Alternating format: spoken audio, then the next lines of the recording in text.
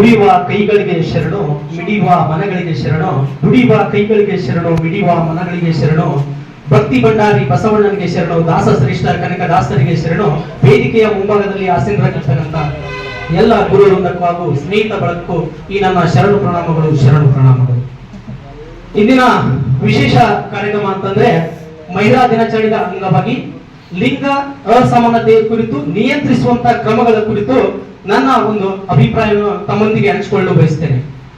ಮೊದಲಿಗೆ ಈ ಲಿಂಗ ಅಸಮಾನತೆ ಸೃಷ್ಟಿಯಾಗಲಿಕ್ಕೆ ಕಾರಣ ಏನು ಇದು ತಿಳ್ಕೊಂಡ್ರೆ ನಂತರ ಆ ಪರಿಹಾರಗಳೇನು ಅನ್ನೋದ್ರ ಬಗ್ಗೆ ನಾವು ಯೋಚನೆ ಮಾಡಲಿಕ್ಕೆ ಒಂದು ಅವಕಾಶ ಸಿಗುತ್ತೆ.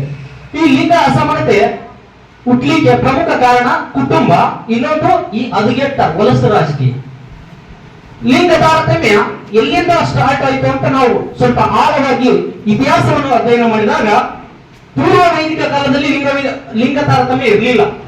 ಉತ್ತರ ವೈದಿಕ ಕಾಲದಲ್ಲಿ ಈ ಒಂದು ಲಿಂಗ ತಾರತಮ್ಯ ಪ್ರಾರಂಭ ಆಯ್ತು ಅನ್ನೋದಕ್ಕೆ ಕಾರಣ ಹುಡುಕಿದಾಗ ಅಲ್ಲಿ ಗಾರ್ಗಿ, ಮೈತ್ರಿಯ, ಅಪೋಲ, ವಿಶ್ವವರ ಇವರೆಲ್ಲ ಆ ಸಮಯದಲ್ಲಿ ಸಾಹಿತಿಗಳಾಗಿರುತ್ತಾರೆ ಪೂರ್ವ ವೈದಿಕ ಕಾಲದಲ್ಲಿ. ಉತ್ತರ ವೈದಿಕ ಕಾಲದಲ್ಲಿ ಜಾತಿ ವ್ಯವಸ್ಥೆ ಅನ್ನುವಂಥದ್ದು ಯಾವಾಗ ಹುಟ್ಟಿತೋ ಅದೇ ಸಮಯದಲ್ಲಿ ಮಹಿಳಾ ಒಂದು ತಾರತಮ್ಯ ಲಿಂಗ ಅಸಮಾನತೆ ಹುಟ್ಟಿತು. ಇಲ್ಲಿ ಲಿಂಗ ಅಸಮಾನತೆ ಅಂದ್ರೆ ಬರೀ ಮಹಿಳೆಯರಿಗೆ ಕುರಿತು ನಾವು ಮಾತಾಡ್ತಾ ಇದ್ದೀವಿ ಹೊರತು ಪುರುಷರಿಗೆ ಕೂಡ ಏನಾಗ್ತಾ ಇದೆ ಅಂತ ಯೋಚನೆ ಮಾಡ್ತಾ ಇಲ್ಲ. ಲಿಂಗ ಅಸಮಾನತೆ ಅಂದ್ರೆ ಪುರುಷರಿಗೂ ಮತ್ತು ಮಹಿಳೆಯರಿಗೂ ಈಕ್ವಾಲಿಟಿ ಸೃಷ್ಟಿ ಆಗ್ಬೇಕಾಗಿತ್ತಂದ್ರೆ ಬಲಿಷ್ಠವಾದಂತಹ ಕಾನೂನುಗಳ ವ್ಯವಸ್ಥೆ ಮತ್ತು ಉತ್ತಮವಾದಂತಹ ಚಿಂತನೆಗಳ ಕುಟುಂಬದಲ್ಲಿ ಬರಬೇಕಾಗುತ್ತೆ. ಅದು ಯಾವ ರೀತಿ ಅಂತಂದ್ರೆ ಉದಾಹರಣೆ ನಮ್ಮ ಕರ್ನಾಟಕದ ಮೊದಲಿಗೆ ರಾಜಕೀಯ ವ್ಯವಸ್ಥೆ ಬಗ್ಗೆ ಮಾತಾಡ್ತೀನಿ. ಎಲ್ಲ ಕ್ಷೇತ್ರಗಳು ಇದಾವೆ, 5 ನಿಮಿಷದ ಒಳಗಡೆ ಮುಗಿಸೋಕೆ ಪ್ರಯತ್ನ ಮಾಡ್ತೀನಿ. ರಾಜಕೀಯ ಕ್ಷೇತ್ರದಲ್ಲಿ ಕರ್ನಾಟಕದಲ್ಲಿ ಕೆಲವರು ಹೇಳಿದ್ರು 33% ಇದೆ ಅಂತ. 33% ಆಯೋಗ ವರದಿ ಕೊಟ್ಟಿತ್ತು, ಬಟ್ 33% ಇಲ್ಲ. ಪ್ರೆಸೆಂಟ್ ಕರ್ನಾಟಕದ ಸ್ಥಳೀಯ ಸಂಸ್ಥೆಗಳು ಎಲ್ಲ ಗ್ರಾಮ ಪಂಚಾಯತ್, ತಾಲೂಕ್ ಪಂಚಾಯತ್, ಜಿಲ್ಲಾ ಪಂಚಾಯತಿ, ಪುರಸಭೆ, ನಗರಸಭೆ ಎಲ್ಲ ಕಡೆ 50% ಮೀಸಲಾತಿ ಇದೆ. 50% ಅದನ್ನ ಸದ್ಬಳಕೆ ಆಗ್ತಾ ಇದೆಯಲ್ಲ, ಅದೇ ರೀತಿ ಲೋಕಸಭೆಯಲ್ಲಿ ಕೊಡ್ರಿ, ರಾಜ್ಯಸಭೆಯಲ್ಲಿ ಕೊಡ್ರಿ. 543 ಲೋಕಸಭಾ ಕ್ಷೇತ್ರಗಳಿದ್ದಾವೆ. ಅದೇ ರೀತಿ ಕರ್ನಾಟಕದ 224 ವಿಧಾನಸಭಾ ಕ್ಷೇತ್ರಗಳಿದಾವಲ್ಲ, ಅದರಲ್ಲಿ 50% ಕೊಡ್ರಿ. ಯಾಕೆ ಕೊಡಕ್ಕಾಗಲ್ಲ? ಅವಾಗ ಹೇಳಿದ್ರು ಆ ಒಂದು ವಿಧಾನಸಭಾ ಕ್ಷೇತ್ರದ ಪ್ರತಿನಿಧಿಯಾಗಿ ಆಯ್ಕೆ ಆಗ್ಬೋದಲ್ಲ.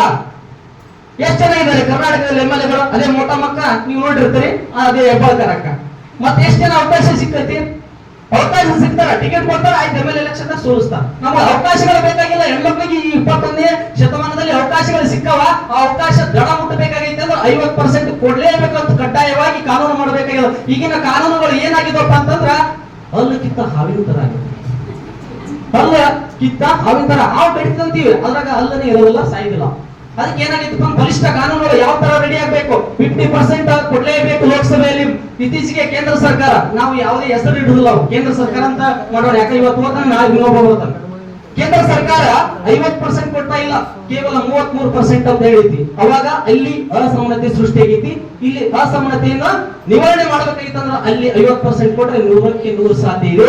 ಮತ್ತೆ ನಾವೇನ್ ಮಾಡಬೇಕು? 50% ಕಡ್ಡಾಯವಾಗಿ ಹೆಣ್ಮಕ್ಳು ಕೊಡ್ಬೇಕು. ಇನ್ನು 50% ಅದಲ್ಲ, ಅಲ್ಲಿ ಪುರುಷರಿಗೆ ಅಂತಾನೆ ಮೀಸಲಿಡಬೇಕು. ಮತ್ತೆ ಇಲ್ಲಿ 50% ಹೆಣ್ಮಕ್ಳು ಆಯ್ಕೆ ಇರ್ತಾರ, ಉಳಿದ 50% ಹೆಣ್ಮಕ್ಳು ಅಲ್ಲಿಯೂ ಬರ್ಬೋದಲ್ಲ, ಜಾಸ್ತಿ ಆಗಿಬಿಡುತ್ತೆ. ಅವಾಗ ಲಿಂಗ ಅಸಮಾನತೆ ಮತ್ತೆ ಸೃಷ್ಟಿ ಆಗುತ್ತೆ. ಹೆಂಗ? ಹೆಣ್ಮಕ್ಳು ಜಾಸ್ತಿ ಆಗ್ತಾರ, ಪುರುಷರ MLA ಗಳು ಮತ್ತು ಲೋಕಸಭಾ ಸದಸ್ಯರು ಕಡಿಮೆ ಆಗ್ತಾರ. ಇಲ್ಲಿ ಕಡ್ಡಾಯವಾಗಿ ಮಹಿಳೆಯರಿಗೂ 50%, ಗಂಡ್ಮಕ್ಳಿಗೂ 50% ರಾಜಕೀಯ ವ್ಯವಸ್ಥೆಯಲ್ಲಿ ಅವಕಾಶಗಳು ಕೊಟ್ಟಾಗ ನಿಜವಾಗ್ಲೂ ಇಲ್ಲಿ ಲಿಂಗ ಅಸಮಾನತೆ ಅನ್ನೋದು ಹೋಗಲಾಡಿ ಬ್ಯಾಲೆನ್ಸ್ ಆಗುತ್ತೆ. ಅದೇ ರೀತಿ ಶೈಕ್ಷಣಿಕ ಅವಕಾಶಗಳು ನಿಮ್ಗೆ ಗೊತ್ತಿರ್ಲಿ, B.Ed ಮುಗಿಸ್ಕೊಂಡು ನಾವೆಲ್ಲ ಮುಂದೆ ಶಿಕ್ಷಕರಾಗುವಂತವ್ರು, ಅಲ್ಲಿ ಎಷ್ಟು % ಇದೆ ಅಂದ್ರೆ ಹೆಣ್ಮಕ್ಳಿಗೆ ಖುಷಿ ಆಗುತ್ತೆ, 50% ಇದೆ ಉದ್ಯೋಗದಲ್ಲಿ. ಅದೇ ತರ ಎಲ್ಲಾ ಉದ್ಯೋಗದಲ್ಲಿ ಸರ್ಕಾರ, ಕೇಂದ್ರ ಸರ್ಕಾರ ಮತ್ತು ರಾಜ್ಯ ಸರ್ಕಾರದ ಉದ್ಯೋಗದಲ್ಲಿ 50% ಇಲ್ಲ. ಅಲ್ಲಿ 50% ಮಹಿಳಾ ಮೀಸಲಾತಿ ಕೊಡಬೇಕು, ಮತ್ತೆ ಉಳಿದ 50% ಮಹಿಳೆಯರಿಗೆ ಕೊಡಬಾರ್ದಲ್ಲಿ. ಅಲ್ಲಿನೂ ಕೊಟ್ಟರೆ ನೀವೆಲ್ಲರೂ ಆಯ್ಕೆ ಆಗ್ತೀರಿ, ನಾವು ಎಷ್ಟು ಮಂದಿ ಇದೀವಿ ನೋಡ್ರಿ, ಇಷ್ಟೇ ಮಂದಿ ಇದೀವಿ. ಮತ್ತೆ ಅದಕ್ಕೆ ಅಲ್ಲಿನೂ ಅಸಮಾನತೆ ಸೃಷ್ಟಿ ಆಗ್ಬಾರ್ದು ಅಂದ್ರೆ ಅಲ್ಲಿ ಹೆಣ್ಮಕ್ಳಿಗೆ 50% ಕೊಡ್ಬೇಕು, ಗಂಡು ಮಕ್ಕಳಿಗೆ 50% ಕೊಡ್ಬೇಕು. ಈ ಅಸಮಾನತೆ ಅನ್ನೋ ಪದನೇ ಕಾಣೆ ಆಗಿಬಿಡ್ತೈತಿ. ಮತ್ತೆ ಮುಂದೆ ಹೋಗೋದಾದ್ರೆ, ನಾನು ವಿಜಯಪುರ ಜಿಲ್ಲೆ ಅನ್ನುವಂಥ ಗ್ರಾಮದಲ್ಲಿ ಒಂದು ಸ್ಕೂಲಿಗೆ ವಿಸಿಟ್ ಕೊಟ್ಟಿದ್ದೆ ನಾನು ರಿಪೋರ್ಟರ್ ಆಗಿ. ಅವಾಗ ಅಲ್ಲಿ ಏನಾಯ್ತು ಬರೇ ಏನ್ ಮಾಡಿದ್ರು, ಹೆಣ್ಮಕ್ಳು ಇದ್ರು. ಗಂಡ್ಮಕ್ಳು ಯಾಕೆ ಇರ್ಲಿಲ್ಲಪ್ಪ ಅಂತಂದ್ರೆ ದೊಡ್ಡ ಶಾಲೆಗಳಲ್ಲಿ 50,000 60,000 ಕೊಟ್ಟು ಓದಿಸಕತ್ತಾರಂತ ರಿಪೋರ್ಟ್ ಬಂದ್ರೆ. ಆಮೇಲೆ ಕೇಳಿದೆ, ಅವ್ರ ಮನೆಗೆ ವಿಸಿಟ್ ಕೊಟ್ಟೆ, ಯಾಕೆ ನೀವು ಈ ತರ ನಿಮ್ಮ ಹೆಣ್ಮಕ್ಳನ್ನ ಇಲ್ಲೇ ಓದ್ಸಕತ್ತೀರಿ ಮತ್ತು ನಿಮ್ ಗಂಡ ಮಕ್ಳನ್ನ ಯಾಕೆ ಓದಿಸ್ತೀರಿ ಅಂದ್ರೆ, ಅವ್ರೇನ್ ಮಾಡಿದ್ರೆ ಹೆಣ್ಮಕ್ಳಿಗೆ ಓದಿಸಿ ಏನ್ ಮಾಡೋದು, ಸುಮ್ಮ ಒಂದು 8-10-15 ತನ ಓದಿಸಿಕೆಯಿಂದ ಇಲ್ಲೇ ಮುದ್ದೆ ಬಳಕ ಸಾಲಿಗೆ ಹಚ್ಚಿಕೆಯಿಂದ ಇಲ್ಲೇ ಬಿಡಿಸ್ಬಿಡ್ತೀವಿ, ಮದುವೆ ಮಾಡಿ ಅವರೇ ನಮ್ಗೆ ತಂದಾಗ್ತಾರೆ ಅಂತಂದ್ರು. ಈ ಒಂದು ಮನೋಭಾವ ಫಸ್ಟ್ ಗೆ ಹೇಳಿದೆ ನಾನು. ಈ ಅಸಮಾನತೆ ಸೃಷ್ಟಿಗೆ ಕಾರಣ ಕುಟುಂಬ ಮತ್ತು ಈ ಹೊಲಸು ಹದಗೆಟ್ಟ ರಾಜಕೀಯ ವ್ಯವಸ್ಥೆ. ಈ ತಂದೆ ತಾಯಿಯರು, ಅಜ್ಜ ಅಜ್ಜಂದರು, ನಾವು ಸಹೋದರೆಲ್ಲರೂ ಮನಸ್ಸು ಮಾಡಿದ್ರೆ ಈ ಅಸಮಾನತೆ ಎನ್ನುವ ಪದ ನಮ್ಮ ತಲೆಯಲ್ಲಿ, ಸಮಾಜದಲ್ಲಿ ಅಲ್ಲ, ಈ ತಲೆಯಲ್ಲಿ ಐತಲ್ಲ ಅದನ್ನೇ ತೆಗೆದುಹಾಕುವುದು. ಅವಕಾಶಗಳು ಕೊಟ್ಟಿದ್ದೇವೆ, ಆದ್ರೆ ಅದನ್ನು ಜಾರಿಗೊಳಿಸಲು ವಿಫಲರಾಗಿದ್ದೇವೆ. ಅದಕ್ಕೋಸ್ಕರ ಈ ಲಿಂಗ ಅಸಮಾನತೆ ಅನ್ನೋದು ನಾವು ಈಗ ಎಷ್ಟು ಸಲ ಬಳಸಕತ್ತೀವಿ, ಭಾಷಣ ಮಾಡೋರು ಇದನ್ನೆಲ್ಲ ಕುಂತು ಕೆಲವರಿಗೆ ಸಾಕಾಗೈತಿ.